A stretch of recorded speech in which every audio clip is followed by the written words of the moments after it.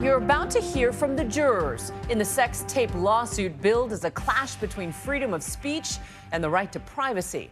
In a broadcast exclusive, why the jurors think Hulk Hogan's privacy deserves $140 million. But Gawker founder Nick Denton telling my Nightline co-anchor Dan Harris he's taking the case back to court.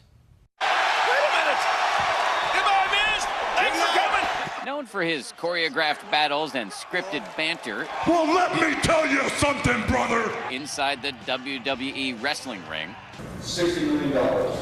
Hulk Hogan could not control his emotions as a jury awarded him $140 million last week. Water just came pouring out of my eyes. The judgment against gossip news website Gawker centered on portions of a sex tape posted online, pitting the embattled wrestling star against a digital media giant in a battle over the First Amendment. You know, if it had been Gawker, in a steel cage with Hulk Hogan, I can tell you what would happen there. I think this is actually a rather more serious matter.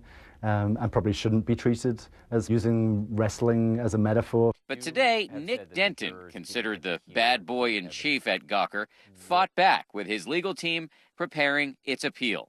I'm confident that this decision will be reversed or radically reduced.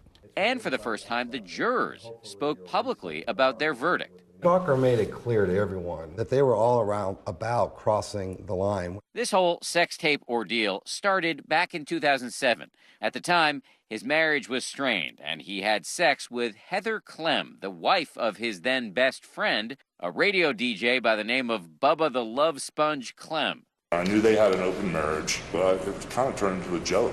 During the trial, Hogan, whose real name is Terry Bollea, spoke about how during a visit to Clem's house, that joke became very real when Heather grabbed his hand and led him up the stairs to the bedroom. Bubba walked in right behind us and goes, "Okay, you guys." I said, "Bubba, you're not filming this, are you?" And he just splashed into me.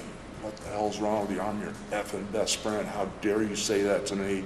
Hogan says he didn't believe his friend Clem would have lied to him until Gawker published its story along with excerpts of the video. When they confirmed that Bubba was on the tape, I just started violently shaking. Hogan sued Clem for making the tape, but also Gawker, who he believed violated his privacy by posting portions of the video. They made a conscious decision to expose Terry Bollea naked and engaged in sex. Gawker argued that Hogan is a public figure and that posting a portion of the tape was protected free speech under the First Amendment. We need a First Amendment to protect speech that is controversial.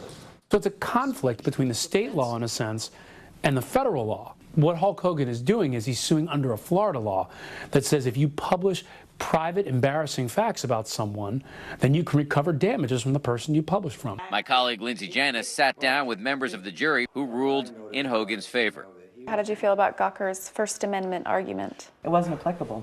And they stood by their decision to punish the website for invading Hogan's privacy. There's absolutely no doubt that the decision we make was absolutely correct. If we were all in the same circumstances, how would we feel about it? Did any of you think that he might have been behind that tape? There's still no right to put that out there if he doesn't want it put out. But the jurors clearly felt Hogan would have acted differently if he knew he was being recorded. When we saw the tape, it was pretty clear that it's not something that you would want to do and put out to the public. It was just things that, I just ate and I feel, bloated or don't feel, good. I mean, just things that you wouldn't say if you're filming a video. That, Not very hot, huh? Not very hot at all. And they say that even if Hogan is a celebrity, he deserved privacy in the bedroom. He's still a human being just like everyone else, no matter how many people know his name and his face. People say that we've wrapped ourselves in the First Amendment, but he's wrapped himself up in the public's very justifiable concern for their personal privacy. Nick Denton, the founder of Gawker Media, stands by his company's decision to post that video. This has got nothing to do with privacy. This is all about publicity. The sex tape had been talked about. He didn't like our story. Isn't there a difference between talking about his sex life as a public figure and showing him actually having sex? I don't think we were actually particularly revealing anything that hadn't already been talked about or even shown. Denton says the tape was newsworthy because Hogan made it newsworthy by talking about his sex life throughout his career. Do you think that if you're famous and you talk about your sex life and a sex tape emerges, that journalists have a right to post it? I think everything has to be proportionate. But in Hulk Hogan's case, it wasn't just simply the celebrity news shows that he was on. He writes about his affair in his book. Hogan even discussed the sex tape on the Howard Stern show. There's a tape of you, Heather. First off, I've never made a tape. I've never said, you swear hey, you were not in on this. I swear to God I wasn't. If you are going to live in character, and that's going to be your character, you're going to open yourself up to more examination than an ordinary person leading a quiet life. Denton says he's confident the judgment will be thrown out on appeal, in part because of the evidence that was not allowed into the trial. You have said that the jurors didn't get to hear key evidence. And I think the jury had a right to hear from Bubba Clem, to hear how much Hulk Hogan knew about this whole arrangement. Clem told the FBI that Hogan knew he was being recorded, though he later recanted, and he did not testify at trial. The person who made this tape, who arranged the whole situation,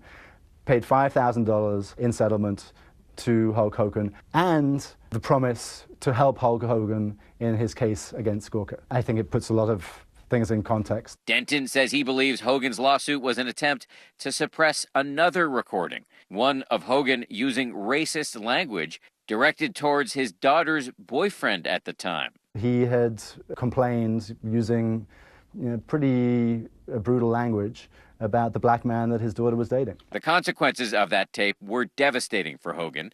The WWE fired him after it leaked and wiped him from WWE history. Hogan hopes this verdict can help propel him back into the ring, telling TMZ he would jump at the chance. I'd like to hit Vince McMahon right in the nose. Hogan has not been reinstated by the WWE, and with that appeal still looming, he may never see a cent from Gawker, but he maintains the case was never about the money. My original intention was to do what was right. All I pray is that they change and become actually journalists and legitimate journalists. As ironic as it might seem, that responsibility is something Denton says he takes very seriously. It was one of the few honest things, I think, that have been said or been written about Hulk Hogan. He's such a character.